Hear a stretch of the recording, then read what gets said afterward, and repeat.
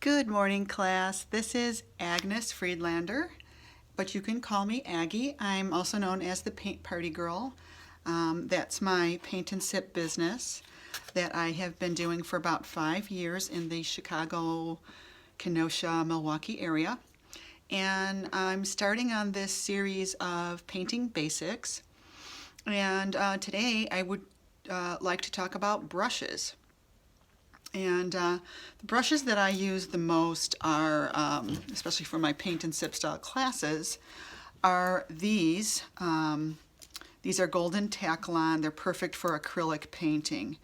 I actually even use these for my oil painting, and you could even use these for watercolor as well. But these are the most versatile brushes, and they've worked really well for me, and they're very affordable. So this is what they look like when they're new.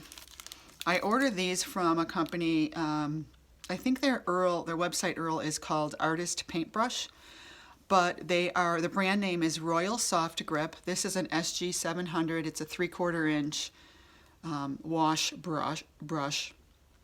And then I also use the 1/2 inch. And I have a lot of different sizes of round brushes. This one is a number 4. And yeah, these are really affordable. They're about $2 each, and they ship them right to you in the mail. So it's a really great company. I highly recommend them. All right, so I thought I would talk about, various things regarding brushes. Typically, when an artist is going to paint a painting, a lot of times they'll mix up their colors ahead of time. Of course, with acrylic paints, you can't do that too far ahead because they're going to dry on you. But very often they'll use a palette knife like this. This is called a palette knife. And they'll, use it. It's kind of more efficient to mix colors together because you can really pick up all the paint that you just blended and make it into a nice little pile for your brush to dip into and then paint with. Okay, so I don't bring palette knives to my big classes. It's just kind of cost prohibitive. So we use the brushes to actually mix the color. And kind of therein lies the problem, is that when we go to mix this, our brush is overloaded with paint from having mixed all that paint together. And it just depends on what we're painting as to whether or not that's an issue. But you can see how loaded this brush is, right? It's kind of really overloaded. So one thing you're going to want to do if you're trying to mix a color is you're going to want to offload it. You're going to want to wipe it against, this is the reason why we use these plates too. You can wipe the brush against the lip of the plate and offload the majority of that color that you just mixed. So the other thing, I call this chisel pointing. By doing that, I've made my brush come to a point, which is important sometimes depending on, again, what I'm painting. So that's what I wanted to cover. I just wanted to talk about when you're mixing a color, you don't want to go at the canvas with a really overloaded brush. You always want to offload some of your paint first, and then you're going to have a little bit more control of your brush. So now, let's say we're ready to paint, and sometimes we're going to want to paint a big area. Maybe we're going to do a background, they call it a ground over the entire painting, or sometimes maybe we're just going to do different strokes. Just for the sake of argument, let's just pretend let's just go over a few basic brush strokes with the brush.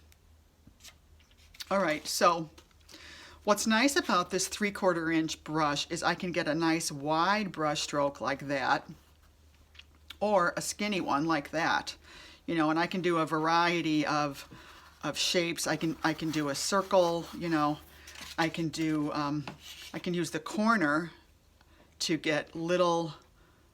I can even make dots with this, And I'm going to just softly wipe over all of this so I don't leave any bumps right now. So that was using my 3/4 inch brush. Same thing with the Mama brush, and also, I didn't mention this, but you want to always start with a dampened brush. So I'm going to dip this brush in the water and then wipe it off against the paper towel so it's not drippy wet. Now I have a damp brush, and that is the ideal to then load. So really you want to load a brush about halfway, get the paint halfway up the bristles, and that is ideal. All right, so this is the brush stroke I get with the Mama brush, right? And then when I go to clean this brush out, let's say I'm done using this brush, I'm going to pinch the paint off into a paper towel. I'm just going to fold the paper towel over it and pinch a few times, and you'd be surprised how much paint you can get out of the brush if you pinch it several times like that. And then I will rinse it in my cup of water. And you know, if you really want it clean, you want to vigorously rinse and wipe it off one more time. And now this brush is clean and ready to use later on. So then, let's say you want to use your round brush. The other brush I really like a lot, this is the Wonder White. It's a script liner brush by Dick Blick. This is a really great brush. I can get really nice lines with this. So when you're doing lines, you actually want your paint a little bit thinner. So I'm adding just a little bit of water. And when you load a round brush, you want to basically twirl it out of the paint. You don't want a glob like this, you know, obviously that's just way too much. You're not going to have much control. But if you twirl it and add a little bit of water, you'll be able to get nice lines. See how there that's already too scratchy of a line? This line looks scratchy and dry. I see the texture of the canvas in there. Sometimes I might want that, sometimes I don't. I want a nice sharp line, so I'm going to add more water to my puddle of paint and I get a much sharper line. So the way I did that was I just basically took my brush, dipped it in the water, and mixed it onto the edge of my puddle of paint, and that's how I'm able to get a line.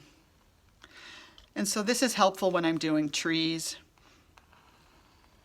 You can also vary the width of your line by pushing down on the bristles. And sometimes I'll use my pinky to just kind of support my hand like this. I don't know if you can tell. I'll use my pinky as a brace for my hand. And again, I'm going to wipe my brush off a couple times, pinch the paint out, swish it around in the water cup, also known as the spa tub, and then wipe it off one more time, and this brush is clean and ready to be used again later on in the painting. So I'm going back to this brush that was loaded, and I'm just going to go over here and wipe down any tall ridges of paint that might be sticking up. This canvas, I'm going to paint over the whole thing with black for my paint party that's happening this weekend. We're doing a big class. Black will cover up all of this and you'll never know it was there. So another technique is called dry brush. So dry brush is exactly like it sounds. Right here I have a lot of paint accumulated by the silver part called the ferrule. So I'm kind of laying the brush down to get that paint out of there. And I'm kind of emptying my brush by doing this, and then I'm going to have a dry brush, which means exactly what it sounds like, the brush is dry. And what the purpose of that is I can now paint these softer edges. So let's say I'm painting a circle, a ball or something round.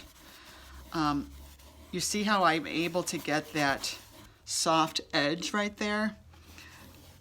Sometimes in a painting you want those soft edges on items that are further away to make them not be so prominent. So dry brush I think is a pretty important type of brush stroke that you're going to want to practice. It's a very experiential kind of thing. It's hard for me to explain it. You have to do it to understand it. So that's something fun to practice with. And then what else? I think basically I've covered everything. When it comes to cleaning at the very end, and actually during a painting session to care for your brush, you don't want to leave it sitting there with paint drying in it. Acrylic paint really starts to set up and dry in about 5 to 7 minutes, depending on conditions in the room. So you would want to pinch the paint out, and you can always just put it in a cup of water like that and leave it sitting. Of course, you wouldn't want to leave a brush sitting like that, longer than a couple of days.